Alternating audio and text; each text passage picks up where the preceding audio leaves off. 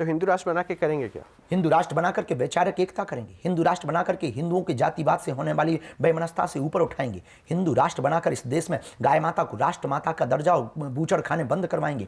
हिंदू राष्ट्र बनेगा तो रामचरितमानस को कोई जला नहीं पाएगा। हिंदू राष्ट्र बनेगा तो गुरुकुलम की स्थापना होगी। हिंदू राष्ट्र बनेगा तो हिंदू मुसलमानों का दंगा नहीं होगा, सब एकता के साथ रहेंगे। क्योंकि किसी को जब हिंदू राष्ट्र हो जाएगा वैचारिक रूप से हिंदू राष्ट्र, हम कागजों पर नहीं चाहते, हम कागजों पर हिंदू राष्ट्र नहीं, हम विचारों में हिंदू राष्ट्र चाहते हैं। विचारों में हिंदू राष्ट्र होगा तो हिंदू घटेगा नहीं, हिंदू पलायन नहीं करेगा, हिंदू धर्मांतरण नहीं करेगा, हिंदू मिटेगा नहीं। हम हिंदुओं के अंदर संस्कृति भरना चाहते, संस्कार भरना चाहते, ये हमारे हिंदू राष्ट्र का सपना है।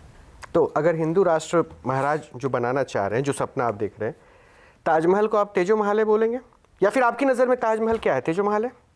हमने अभी इस पर बहुत ज़्यादा विचार नहीं किया कि वो तेजो महल या ताजमहल। अभी तक तो पढ़ा है कि ताजमहल ताजमहल। कोई रिसर्च करेंगे, हमको कोई ऐसे तथ्य मिलेंगे नहीं, कई तो आधार दिए जाते हैं। कई सनातन के प्रमुख चेहरे जो हैं, प्रखर चेहरे, वो कहते हैं वो तो महादेव का। हम जब तक तथ्य नहीं मिलेगा, कोई सबूत नहीं मिलेगा ऐसा, तब तक हम इस बात पे अपनी बात नहीं। और हिंदू राष्ट्र बना देंगे और सबूत आपके पास आया, कुछ ऐसे डॉक्यूमेंट्स आए, तब फिर क्या करेंगे? तो कानूनी प्रक्रिया, इस देश में संविधान है, इस देश में लॉ है, इस देश में न्यायपालिका है। जब न्याय की प्रणाली के आधार पर राम मंदिर बन सकता है, तो अगर तथ्य सही होंगे, सबूत होंगे, तो ताजमहल शिव मंदिर भी हो जाएगा।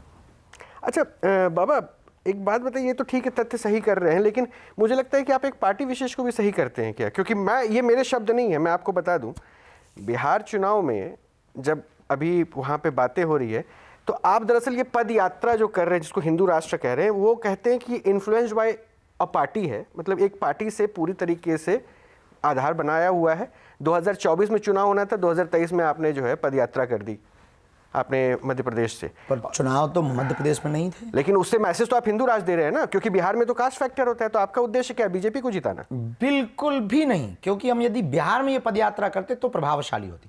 हम ये पदयात्रा कर रहे हैं दिल्ली से वृंदावन, जानबूझकर। तो इसमें कोई बिहार का लोग शामिल नहीं होगा क्या? आएंगे, वो उनके विचार, पूरे देश के लोग सम्मिलित होंगे। लेकिन भैया चुनाव की डेट है, आज निश्चित हुई, 2 दिन पहले, 3 दिन पहले। हमारी पदयात्रा की घोषणा 6 महीने पहले से। लोगों का पता नहीं कि लोग कहां से जोड़ देते कि हम किसी पार्टी के। हम अभी युगांडा गए थे, अब वहां किस पार्टी को जिताने गए थे। अभी हम लंदन भी गए थे, वहां किस पार्टी को जिताने गए। अभी आपकी दिल्ली आने के पूर्व में या वृंदावन आने के पूर्व में हम 3 दिन तक महाराष्ट्र में थे, वहां तो चुनाव नहीं। तो यानी हम जो कर रहे हैं वो चुनाव के लिए कर रहे हैं क्या? हम जो कर रहे हैं क्या वो किसी पार्टी के लिए कर रहे हैं क्या? इस देश में हर पार्टी में हिंदू नहीं है। जिस पार्टी में हिंदू है उस पार्टी के हम समर्थक हैं, और उस पार्टी के लिए हम कार्य कर रहे हैं, किसी एक पार्टी के लिए। और कोई एक पार्टी हिंदुओं की मालिकाना हक नहीं जता सकती है, हिंदुओं के ऊपर अपना अधिकार नहीं जता सकती। देखिए बाबा, यही बात आप जो कह रहे हैं ना, आप हिंदू बता रहे हैं, आप एक समूह बता रहे हैं, समूह एक साथ इकट्ठा होकर। हिंदू मीन्स समूह नहीं, हिंदू एक विचारधारा। अच्छा, अगर ये विचारधारा है तो बिहार के चुनाव में यादव, बिहार के चुनाव में सवर्ण, बिहार के चुनाव में सवर्ण में चाहे वो राजपूत हो, ब्राह्मण हो या दूसरे कास्ट, वो सब में करके पॉलिटिकल पार्टीज बनी हुई है। और आप अगर एक साथ हिंदू बना रहे हैं तो ये शायद एडवांटेज जो है हिंदुओं को एक साथ लाने की जो कर रहे हैं। हम इस देश के बिछड़े पिछड़े पर हमारा आत्मचिंतन है कि ये देश यदि अन्य देशों के मुकाबले में पीछे है तो वो केवल और केवल सबसे बड़ा कारण है कास्टिज्म। जब तक इस देश में राष्ट्रिज्म का भाव नहीं भरेगा, राष्ट्रिज्म ये अच्छा, यस, तब तक भारत भव्य नहीं हो पाएगा, तब तक भारत दिव्य नहीं हो पाएगा।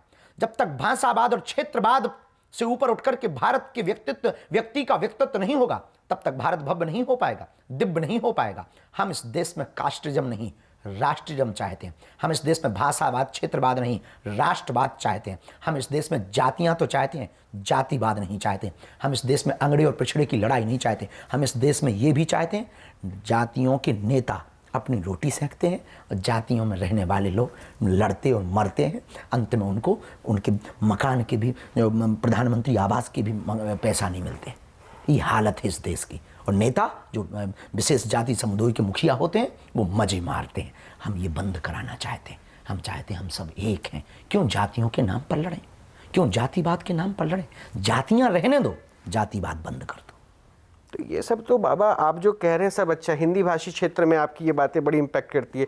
तो ये बातें करने के लिए आप बंगाल क्यों नहीं जा रहे? बंगाल गए थे दीदी तो लास्ट दिनों में आपने तो कहा कि दादा जब आएंगे तब हमने आएंगे। ये कहा है, अब कथा की परमिशन नहीं मिली तो क्या करें कि भाई अब दीदी नहीं हमारी कथा में रोक लगा गई तो दीदी दादा डरती हैं क्या आपसे? हैं? दीदी डरती हैं क्या? भगवान जाने डरती हैं क्या, डरती तो नहीं होगी, उन्हें किसका डर मुख्यमंत्री तो फिर किसी क्यों से- रोक रही हैं आपको? होगा कोई कारण, निजी कारण हो सकता है, जमीनी स्तर पर कोई और कारण हो, हमें ये कारण बताया जा रहा।